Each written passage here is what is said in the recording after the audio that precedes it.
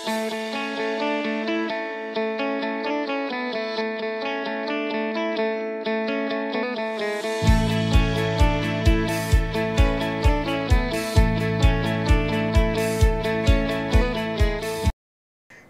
warahmatullahi wabarakatuh. Welcome back to our YouTube channel Indahnya Pali, inovasi daerah punya Pali. Hari ini kita ada di segmen podcast on the spot. Kita ada di Sumbawa Technopark, NTB, Nusa Tenggara Barat. Telah hadir bersama kita sosok muda inspiratif.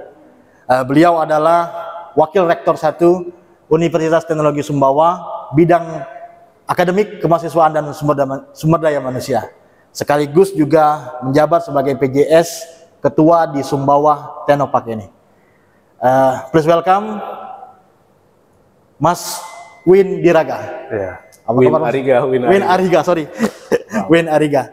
Oke, gimana Mas? Apa kabar nih? Alhamdulillah sehat. Masnya yang saya tanya nih, karena dari jauh kan datang ke sini gimana? Sehat alhamdulillah. Malah seneng di sini kok. Siap. Oke, cerita dong Mas ini tentang Mas sendiri, Mas Win, pendidikannya di mana, asalnya dari mana, kemudian juga yang sekarang dikerjain apa aja tuh? Baik, terima kasih sebelumnya Mas. Saya Win Ariga. Ya. Saya berdarah Aceh Bima, ya. Ibu saya orang Aceh, bapak saya orang Bima. Saya lahir di Depok, Jawa Barat. Ya, beristrikan orang Nganjuk, ya. Jadi keluarga Nusantara. Kemudian kebetulan saya di sini diamanahi sebagai tadi yang sudah disampaikan, Wakil Rektor 1 di Universitas Teknologi Sumbawa dan di Sains Technopark. Gitu. Kebetulan waktu S1 saya dari Perikanan Brawijaya, ya, di Malang. Kemudian saya S2 di Environmental Protection, Warsaw University of Life Science. Jadi seperti itu. Di mana tuh? Di Polandia. Di Polandia. Iya. Kebetulan saya sebenarnya di STP ini berempat. Ya. Jadi dulu ketua kami itu Pak Dr. Kiki. Ya. Cuma beliau sekarang sudah mengabdi sebagai dosen di Andalas. Di Padang ya? Ya, di Padang. Kemudian ada Bapak Dr. Alidi. Ya. Beliau masih di sini. Masih. Bahkan setahu saya memang belum keluar juga, masih banyak proyeknya sedang berjalan juga di sini. Ya. Cuma sekarang sedang mendapat tugas untuk menjadi peneliti di PBB, ya, di Perserikatan Bangsa-Bangsa. Kemudian yang terakhir ada Pak Haryandi. Kebetulan beliau sekarang keterimanya kerja di Freeport gitu, di Papua. Gitu. Papua ya. Jadi kalau dibilang posisinya dari 4 pimpinan, kemudian tinggal saya sendiri yang masih stay, di sini. Jadi seperti itu. Terkait dengan saya dan STP. Sehari-hari juga di kampus juga berarti ya? Iya, sehari-hari di kampus karena memang jarak STP dan UTS hanya selemparan batu. Jadi bahasanya bolak-balik pergi dari UTS ke STP juga sebenarnya cukup pakai motor atau jalan kaki juga bahkan bisa. Enak juga. Jadi enak lah gitu. Memang kondisi yang pas antara lembaga penelitian, inkubasi bisnis dengan kampus, ya jaraknya memang harus segitu. Jangan jauh-jauh. Kalau boleh di kampus ini di jurusan apa Mas? Atau di saya dosen prodi konservasi sumber daya alam. Konservasi sumber daya alam. Kebetulan memang ahli saya di pemetaan, di informasi geospasial. Jadi seperti itu. Jadi di sumber daya ini alam ya. Iya. Kemarin S1 di Brawijaya di Perikanan, kemudian S2 di Polandia di lingkungan ya. Apa tuh yang menjadi menjadi trigger atau menjadi motivasi nih? Kenapa ke lingkungan, sumber daya lingkungan? Ada yang ini? Ya simpelnya saya melihat bahwa mau usaha apapun itu di pertanian, perikanan, peternakan dan segala macamnya, semua nggak akan sukses kalau memang lingkungannya nggak support. Jadi seperti itu. Jadi menurut saya kalau pengen mendapatkan hasil yang maksimal, ya kita harus mengembalikan kondisi alam di kondisi yang paling prima. Paling prima dulu. Jadi memang fokus saya, ya oke lah saya coba bermain di lingkungan, karena dengan cara itulah kita bisa mendapatkan hasil yang lebih baik gitu. Industrialisasi itu bagus, ya. Tapi satu sisi kita juga harus tahu bahwa industrialisasi itu kan hanya tools juga gitu ya. Bagaimanapun juga industrialisasi itu butuh tanah. Di mana tanah itu juga bagian dari satu ekosistem gitu kan. Ya maka kita pelajari harus dari akar sampai ujungnya kayak gitu. Makanya saya ngambil lingkungan kemarin. Ngambil lingkungan. Karena memang industri yang sustain adalah industri yang tidak akan pernah kehabisan bahan baku gitu. Betul. Industri yang sukses itu industri yang tidak akan pernah yang namanya kehilangan potensi bahan mentah dan segala macamnya. Dan itu adalah tugasnya bagaimana kita membuat industri yang ramah lingkungan. Betul. Jadi seperti itu. Jadi sustainable ya, berkelanjutan. Oke, ngomongin STP nih. Selama di STP, ini udah berapa lama nih di STP ini? Saya kebetulan di STP sebenarnya sejak berdiri itu termasuk yang bahasanya dulu nulis-nulis proposal untuk pembuatan STP, saat itu saya juga sih sebenarnya gitu ya. Yang merintis ya harusnya?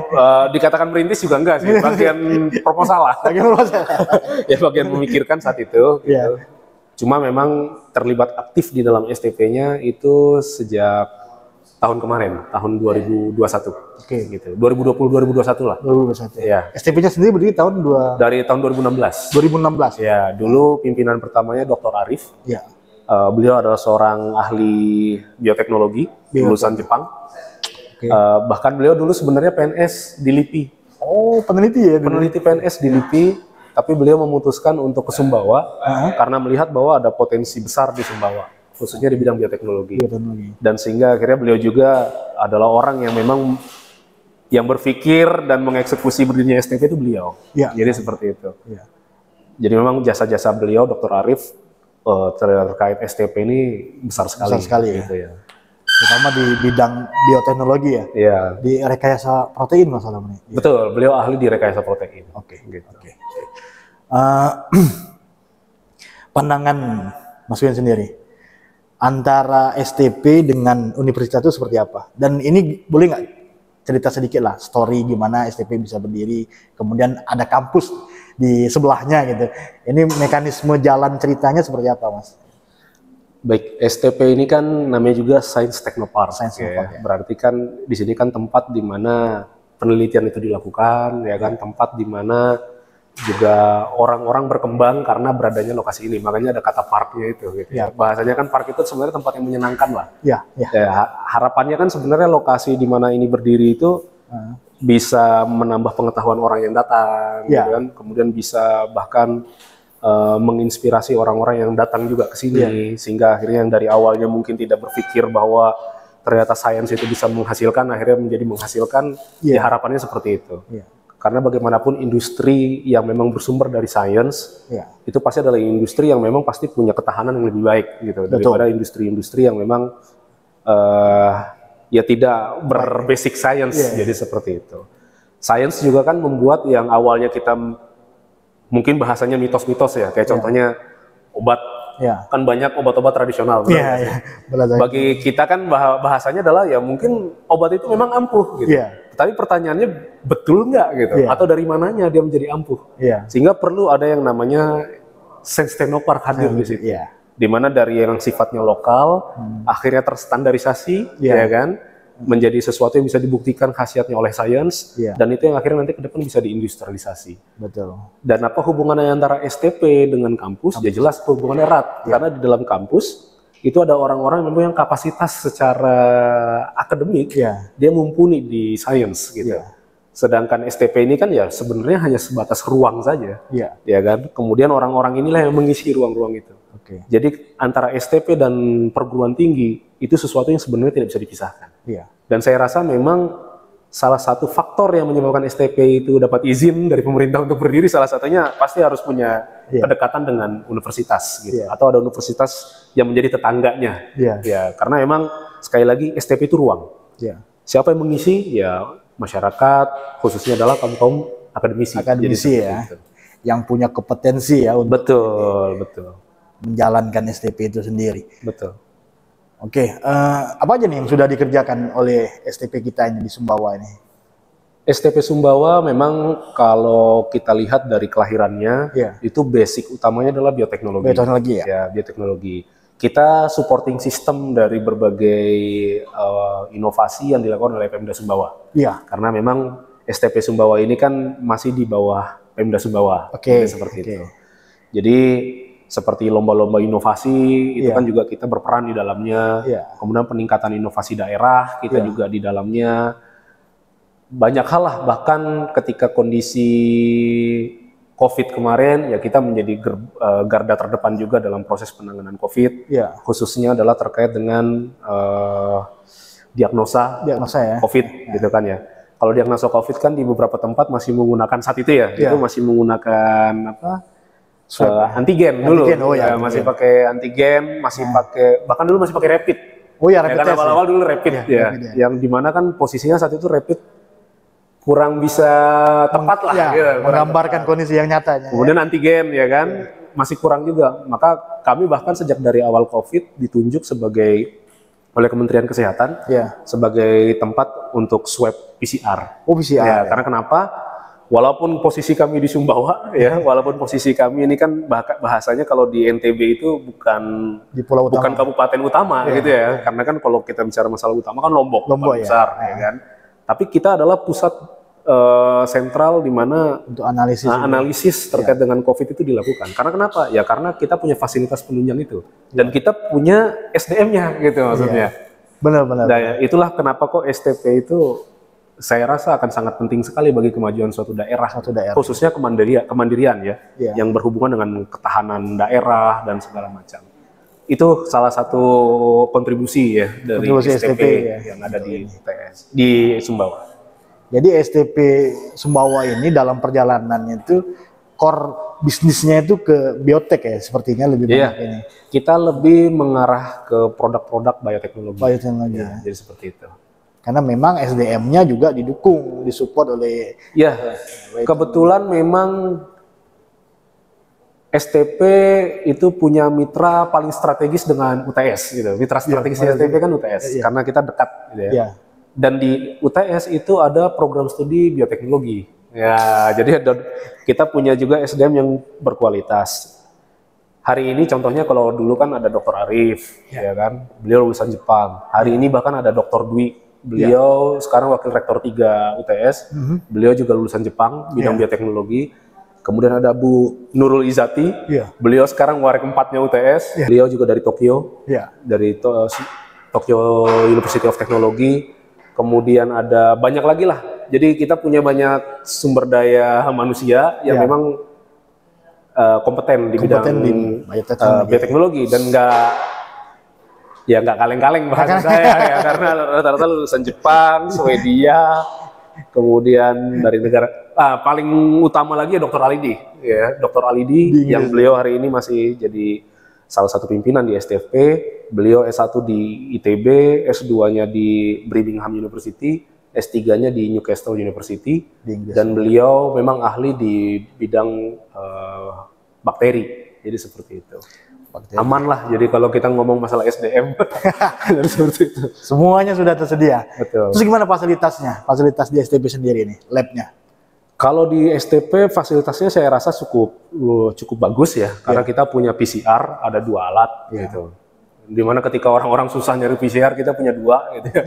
Baik yang RT-PCR maupun yang PCR konvensional. Kemudian ada beberapa alat lain seperti ELISA, beberapa mikroskop, kemudian beberapa hal lain lah gitu. Selain yang sifatnya laboratorium, kita juga punya workshop. Ya, workshopnya ini memang lebih ke permesinan sih. Ya. Cuma kan memang kan yang namanya STP ini kan core-nya industrinya yang bidang bioteknologi. Bioteknologi itu kan bahasanya kita lebih ke penelitiannya, benar nggak? Sedangkan buat produk kan kita tetap butuh kemasan, butuh apa namanya tempat, wadah, dan itu ditunjang dengan workshop. Jadi kayak gitu. Itulah yang meningkatkan bukan hanya di bidang kajiannya tapi juga industrialisasinya. Ya, gitu. Artinya setelah selesai penelitian dia harus diinkubasi supaya masuk ke pasar. Betul. Jadi seperti itu. Jangan sampai penelitian itu hanya berakhir hanya sebatas di paper. Di paper. Jadi seperti itu. Harapannya begitu. Tapi bisa memiliki impact kepada masyarakat. Udah ngomongin STP, kita ngomongin kampus nih, karena Mas Win juga seorang dosen. Saya dapat cerita nih di Universitas Teknologi Sumbawa ini, katanya sih dosennya muda-muda semua ya. Betul, betul. Jadi boleh tahu nih seberapa muda ini akademis di kampus kita ini? UTS ini kan kebetulan berdiri tahun 2013. 2013. Ya, jadi seperti tahun 2013 kebetulan founding fathers-nya kita itu kan Dr. Zulkifli Mansyah. Beliau sekarang Gubernur Nusa Tenggara Barat. Ya. Beliau memang lebih hobi mengumpulkan anak-anak muda memang. Mungkin saya sampai sekarang berpikir ya, kenapa kok ngumpulin anak-anak muda gitu. Kenapa kok nggak ngumpulin aja yang sudah senior ya, gitu kan ya. Ternyata memang kalau anak-anak muda dikumpulin ini kan berisik dia. Berisik dalam artian yang positif. Yang positif ya. Jadi mereka berusaha untuk mengeksplor segala sesuatu, bahkan dengan keterbatasannya kan akhirnya mereka lebih punya inisiatif untuk melakukan berbagai hal, sehingga akhirnya dinamika itu percaya atau tidak gitu ya, memiliki muatan yang positif gitu. Makanya baru 10 tahun UTS tapi sudah punya banyak cukup banyak prestasi lah seperti itu. Rektor kami pun kan kalau tidak salah Pak Dr. Khairul Hudaya itu beliau kelahiran tahun 83 atau 84 gitu. Seingat saya. Sumuran saya. Jadi makanya masih muda. Saya pun kelahiran tahun 88. Kemudian wakil rektor 2 itu kayaknya kelahiran tahun 87. Atau 86 gitu. Kemudian wakil rektor 4 itu kelahiran 88, rata-rata segitu dah gitu ya. Jadi nggak jauh-jauh, rata-rata kelahiran tahun 80-an akhir. Jadi seperti itu. Kalau di dosen, wah saya jangan heran banyak yang kelahiran 93, 94, 95 gitu. Itu dosen-dosen kita gitu. Masih muda sekali. Memang masih muda-muda semua gitu. Bahkan jujur kita bahkan merekrut para dosen-dosen yang memang berasal dari alumni pertama. Contohnya, tapi saya sampaikan ya, walaupun kami di Sumbawa, alumni kami juga nggak bisa dipandang sebelah mata. Contohnya kemarin yang kami rekrut itu Fahmi Dwi Laksono namanya. Beliau angkatan pertama UTS, beliau S2-nya di Amerika, di Chicago State University. Ya, keren. Lewat beasiswa Fulbright, yang tahu saingannya seperti apa gitu ya, Fulbright. Dan itu anak dari UTS. Gitu ya. Ketika beliau keluar, ya kemudian selesai kita panggil lagi untuk balik lagi dia? Ya, mengabdi lagi di UTS. Kemudian juga beberapa dosen-dosen muda kita ya seperti itu, ada yang lulusan Korea balik lagi, kemudian lulusan Polandia balik lagi. Anda yang betul. Jadi itu terus berkesinambungan gitu. Dan karena umur kita nggak terlalu jauh juga kan, ya bahasanya kayak teman aja gitu. Walaupun beliau mahasiswa kita dulunya gitu, tapi ya kita juga masih muda gitu maksudnya. Jadi itu yang menyebabkan akhirnya dinamika di kampus tuh menjadi lebih enak ya. Nggak ada senioritas, jadi semuanya berkompetisi dengan semaksimal mungkin. Jadi seperti itu. Oke. Ini tadi tuh ada fenomena yang ini juga. Biasanya orang kalau sudah ke luar negeri nih ya, artinya dia kan dapat ini lingkungan baru, yang dapat akses juga baru juga, yang mungkin lebih luas ya, karena dia skalanya udah dunia, Pak. Itu kenapa mau balik lagi ini? Kira-kira apa nih yang menjadi alasannya? Ada nggak nih? Ya, pertama adalah yang jelas kondisi lingkungannya yang sudah mendukung dia untuk hidup, itu yang pertama. Kadang kan bagi kita yang anak muda ya, apalagi yang milenial gitu ya, hidup dengan kondisi yang terkungkung, kayak misalkan budaya kerja yang sifatnya terlalu konservatif, gitu kan kayaknya kurang enak gitu ya. Di UTS itu kita memang mendukung segala sesuatu itu tercipta dengan baik. Contohnya kayak jadwal kerja aja. Kita jadwal kerja kan hanya dituntut 18 jam seminggu. Ya, 18 jam seminggu itu kan kalau dihitung 2 harian aja gitu. 2 harian aja ngajar. Harus di kampus gitu ya, harus di kampus. 18 jam itu artinya pengajaran dia, kemudian dengan pembimbingan akademik segala macam. Itu harus dilakukan di kampus. Sisanya berapa hari ke depan ngapain? Ya kita minta mereka mengeksplor diri mereka sendiri. Penelitiannya, pengabdian masyarakat, dan segala macam. Bukan berarti 18 jam itu memperingan pekerjaan, enggak juga. Tetapi kita berharap mereka bisa mengefektifkan potensi mereka juga di tempat lain. Gitu. Ternyata memang berdampak positif. Penelitian UTS lama-lama meningkat terus. Tinggi terus. Karena kenapa? Ada satu dosen yang bahkan ketika di laporannya itu kan 7 paper per semester, ada yang 8 paper per semester, ada 5 paper per semester. Ternyata itu sangat bagus juga gitu. Bagi anak, mungkin juga itu sesuatu yang memang disukai juga sama anak-anak dosen-dosen yang khususnya masih muda-muda gitu kan ya. malah lebih produktif. Betul, akhirnya lebih produktif dan itu maksud saya terbukti gitu. Kan kalau kami dosen kan selalu melakukan pelaporan itu setiap semester kan, dan itu bisa saya lihat indikatornya kan. Oh ternyata peningkatan penelitian meningkat, pengabdian meningkat. Ya sudah bagus lah kayak gitu. Memang nggak perlu ditekan masalah pekerjaan terkait khususnya waktu berada di kampus. Yang penting mereka menyelesaikan apa yang memang menjadi tanggung jawab mereka. Itu. Apa ya, KPI-nya terlaksana lah, intinya seperti itu. Itu yang pertama. Yang kedua memang ada mainannya. Mainannya apa? Ya mainannya kita punya lab, kita punya STP, kemudian Sumbawa ini masih besar untuk dieksplorasi. Sehingga akhirnya orang-orang itu walaupun sudah pernah di luar negeri, datang ke sini ini dia nggak dalam artian tiba-tiba hanya ngajar aja gitu, tetapi dia punya mendapati kesempatan yang sangat besar terbuka lebar gitu. Karena belum ada apa-apa. Kalau di Jakarta atau di mana-mana kan segala sesuatu sudah ada ya kan, dan sudah dieksplorasi dan sudah ada yang mengeksplorasi. Nah di sini kan nggak ada yang mengeksplorasi. Ternyata itu yang bisa menjadi magnet juga ternyata bagi orang-orang itu untuk datang ke Sumbawa. Orang-orang yang punya potensi besar itu. Dan yang terakhir ya, itu adalah peran aktif pemerintah daerah juga. Saya harus akui. Sumbawa itu pemerintah daerahnya Kabupaten Sumbawa ya, itu sangat suka sekali apa ya bahasanya itu kayak melakukan hearing dengan kampus-kampus. Nah itu sehingga akhirnya ketika hearing dengan kampus-kampus kan pemerintah Sumbawa tuh biasanya sering ya kayak misalkan kayak kemarin kami baru dipanggil Bapeda, beliau bilang kami sedang punya masalah A, B, C, D segala macam. Kira-kira solusinya apa? Memang kita nggak langsung diskusi kayak ngeluarin solusi enggak, tapi itu menjadi bahan diskusi di kampus dan baru di kampus itu yang baru rame. Itu yang saya punya brainstorming ide. Hingga akhirnya tuh ya bahasanya pemikiran kita tuh tidak pernah berhenti untuk berpikir dan berpikir kreatif gitu.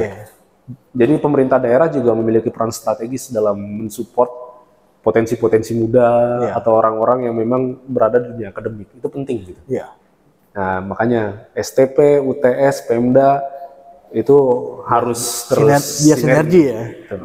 Sehingga ekosistemnya jalan, anak-anak muda yang sudah keluar balik lagi karena gitu. Seneng gitu, ada mainannya. Jadi coba bahasanya kayak benar. Nggak nganggur, bukan nggak nganggur. Nganggur itu kadang kan orang mengasosiasikan kan nggak ada pekerjaan gitu. Ini masalahnya mereka datang sudah jadi dosen, tapi kan kalau hanya ngurusin administrasi, hanya ngajar, ya bahasanya nganggur juga. Gitu. Kayak nggak ngapa-ngapain gitu. Tapi kita kasih challenge gitu, tantangan dengan apa? Dengan waktu yang lebih, ya kan, dengan kesempatan untuk berdiskusi dengan Pemda, kesempatan untuk bergabung di STP, nah itu besar sekali dampaknya. Dan akhirnya dia bisa produktif ya. Untuk ini menghasilkan tulisan di jurnal dan betul pengabdian masyarakat juga. Pengabdian masyarakat juga besar. Udah banyak nih cerita dari Mas Win yang bisa menginspirasi kita. Luar biasa, anak muda yang sudah mendapatkan pendidikan tinggi juga bahkan ke luar negeri di Polandia, mau balik lagi ke daerah untuk membangun Sumbawa Technopark dan universitas. Terima kasih nih sekali lagi Mas Win. Banyak. Kita udah diberikan kesempatan untuk berbincang-bincang sedikit ini. Semoga ini juga menjadi inspirasi anak-anak milenial muda di kabupaten kami supaya nanti juga bisa punya kontribusi yang besar bagi pembangunan terutama di daerah.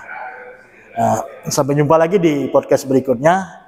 Assalamualaikum warahmatullahi wabarakatuh. Waalaikumsalam warahmatullahi wabarakatuh. Bali Bangda siap.